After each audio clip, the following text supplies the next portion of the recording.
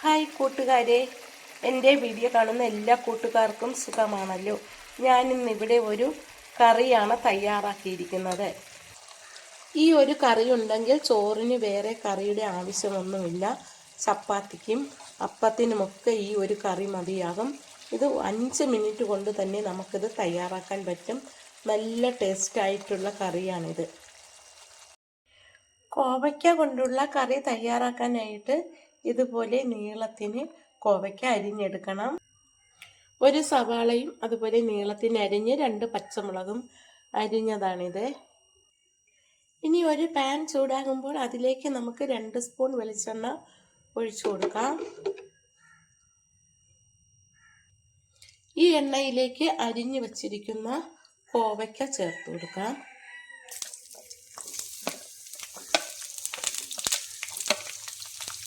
കോവയ്ക്ക അരിഞ്ഞതും സവാള അരിഞ്ഞതും പച്ചമുളക് അരിഞ്ഞതും കൂടി ആ എണ്ണയിലേക്ക് ചേർത്ത് കൊടുക്കാം.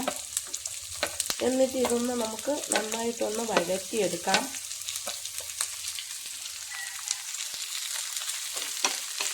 ഇതൊന്ന് നന്നായിട്ട് വാട്ടിയെടുക്കാം.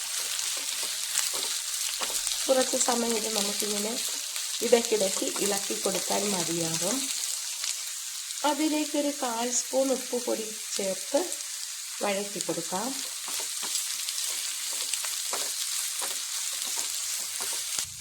ഇടയ്ക്കിടയ്ക്ക് ഇളക്കിയാൽ മതിയാകും. ഇതുപോലെ ഒന്ന് വഴറ്റിയെടുത്താൽ മതിയാകും. ഇനി നമുക്കിതൊരു പാത്രത്തിലേക്ക് മാറ്റി വയ്ക്കാം. ഇത് നമുക്കൊരു പാത്രത്തിലേക്ക് മാറ്റാം. എണ്ണ ഇല്ലാതെയാണ് ഞാൻ മാറ്റിയെടുക്കുന്നത്.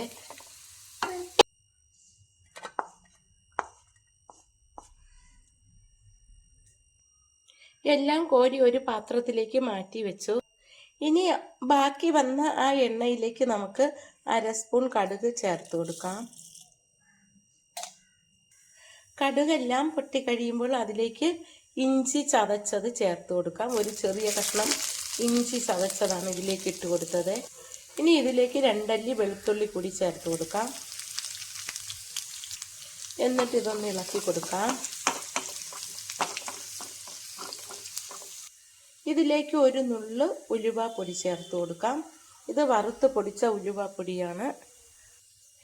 ഇനി നമുക്ക് തീ ഓഫ് ചെയ്തിട്ട് 1/4 സ്പൂൺ മഞ്ഞൾപ്പൊടി ചേർത്ത് കൊടുക്കാം. 1 സ്പൂൺ കാശ്മീരി മുളക് പൊടി ചേർത്ത് കൊടുക്കാം. മല്ലിപ്പൊടി 1 സ്പൂൺ ചേർത്ത് കൊടുക്കാം. എന്നിട്ട് ഇതെല്ലാം നന്നായിട്ടൊന്ന് ഇളക്കി കൊടുക്കാം.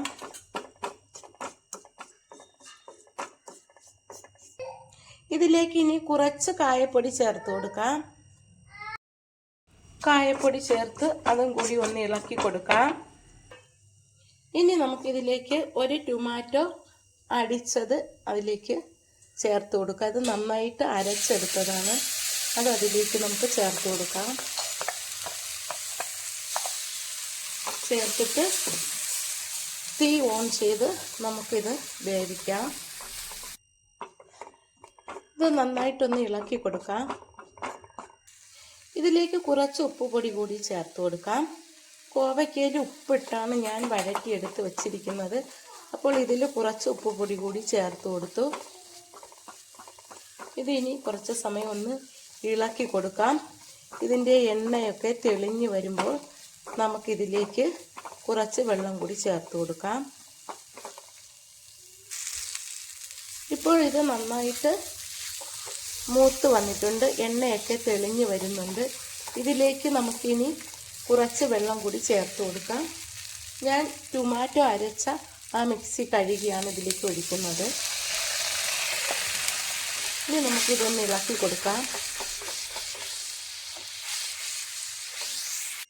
ഇനി നമുക്കിതിലേക്ക് നേരത്തെ വഴറ്റി വെച്ചിരുന്ന കോവയ്ക്കയും ഉള്ളിയും കൂടി ഇട്ട് കൊടുക്കാം. ഇട്ട് ഇതൊന്ന് ഇളക്കി കൊടുക്കാം. എന്നിട്ട് ഉപ്പൊക്കെ ഉണ്ടോയെന്ന് നോക്കണം. പുളിക്ക് വേണ്ടിയിട്ടാണ് ഞാൻ ഒരു ടൊമാറ്റോ ഇതിലേക്ക് അരച്ച് ചേർത്തത്. അപ്പോൾ കുറച്ച് കറിയൊക്കെ കുറുകി വരും. അതിന് വേണ്ടിയിട്ടാണ് ഒരു ടൊമാറ്റോ കൂടി അരച്ച് ഇതിലേക്ക് ചേർത്തത്. ഇനി നമുക്കിതൊരു അടപ്പ് വെച്ച് അടച്ച് വേവിക്കാം. ഇനി നമുക്കിത് തുറന്നിട്ട് ഒന്ന് ഇളക്കി കൊടുക്കാം. ഇപ്പോൾ വെന്ത് നെയ്യൊക്കെ തെളിഞ്ഞ് വന്നു. ഇനി നമുക്കിതിലേക്ക് ഒരു കൊത്ത് കറിവേപ്പില ഇട്ട് കൊടുക്കാം. കുറച്ച് ഉപ്പുപൊടി കൂടി ചേർത്ത് കൊടുക്കാം. എന്നിട്ട് ഇതെല്ലാം കൂടി ഒന്ന് ഇളക്കി കൊടുക്കാം.